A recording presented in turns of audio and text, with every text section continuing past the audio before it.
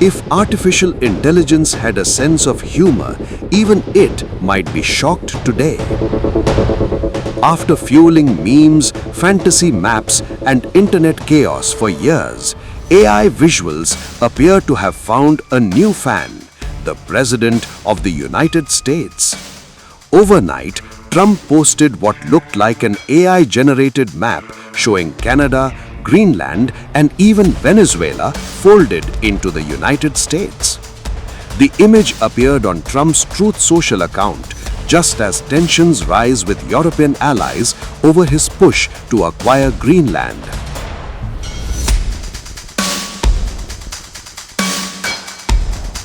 Minutes later, another image followed. Trump planting the American flag on Greenland, flanked by Vice President J.D. Vance and Secretary of State Marco Rubio.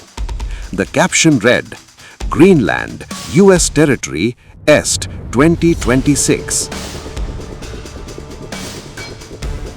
Trump has previously floated the idea of Canada becoming America's 51st state, an offer firmly rejected by Ottawa, triggering a bitter trade standoff.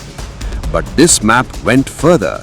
It also showed Venezuela under US colors, notable after American special forces recently captured Venezuelan President Nicolás Maduro and his wife in Caracas.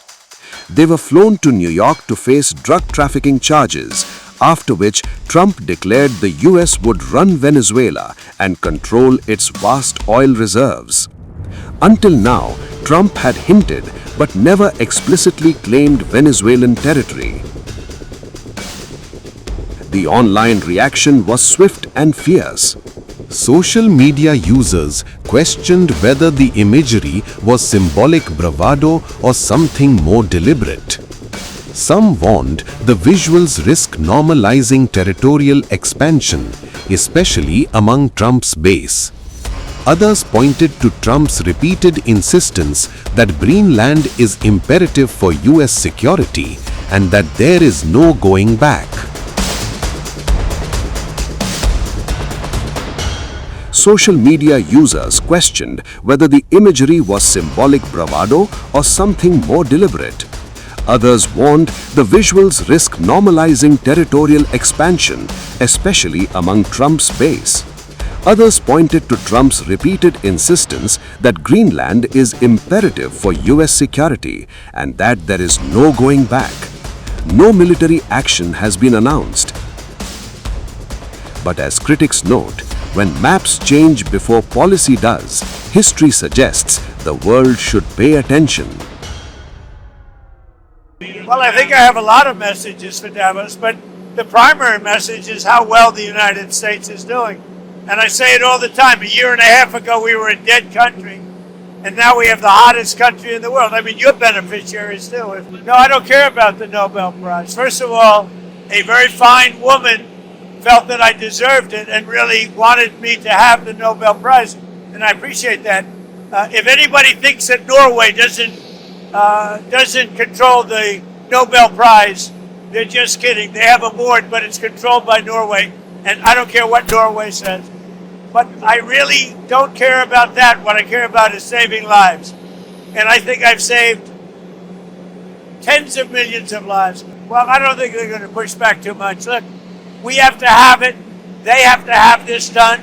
They can protect it. Denmark, they're wonderful people. And I know the leaders are very good people, but they don't even go there. And you know, because the boat went there 500 years ago and then left, that doesn't give you title to property. Have you invited President Putin to be a member of the Board of Peace? Yeah, he's been invited. Do you have any response to President Macron saying he will not join the Board of Peace? Oh, did he say that? Well, Yeah. Nobody wants him because he's going to be out of office very soon. So, you know, that's all right. What I'll do is if they feel like Costo, I'll put a 200% tariff on his wines and champagnes, and he'll join. But he doesn't have to join. If he said that, you're probably giving it to me a little bit differently. But if he actually did say that, but as you know, he's going to be out of office in a few months. Yeah, I know who I want. You know who you want? In the Fed. When will you make a decision? I'll announce it sometime, but I know who I want. Well, that wasn't a military. They sent a few people. And they say they sent them not for me, but to guard against Russia. But, you know, NATO's been warning Denmark for about 20 years now, longer than that, 25 years. They've been warning Denmark about the Russian threat. And it's not only Russia, it's also China. So we'll see what happens. But let's put it this way. It's going to be a very interesting Davos. Goodbye, everybody. Have a good flight. Thank you. Thank you, President. A private message meant for diplomacy has exploded into a public political storm. French President Emmanuel Macron reached out quietly to Donald Trump, offering to host a G7 summit in Paris with Russia invited on the sidelines. But what was meant to stay private didn't. Trump posted the message in full on his Truth Social platform, instantly turning a confidential exchange into a global headline. In the text, Macron proposes a high-stakes meeting after Davos, suggesting talks with Russia, Ukraine, Denmark, and even Syria as tensions rise over Greenland and looming U.S. tariff threats against Europe. "I don't understand what you are doing in Greenland," Macron wrote, while stressing alignment with Washington on Syria and Iran. The message comes as Europe weighs retaliation against Trump's threat to impose sweeping tariffs on multiple EU nations, including a 200% duty on French wine. Macron's team confirmed the authenticity of the message, but slammed the tactic, calling tariff threats an unacceptable way to influence foreign policy. Elysée aides said there are no plans to extend Macron's stay till Wednesday in Davos, when Trump arrives in the Swiss town. In December, the French president said Europe will have to re-engage in direct talks with Russian President Vladimir Putin if the latest US-led efforts to broker a Ukraine peace deal founder. With relations between Paris and Washington at a new low and Russia's role in Europe back on the table, this leaked text may reshape diplomatic lines far beyond Paris.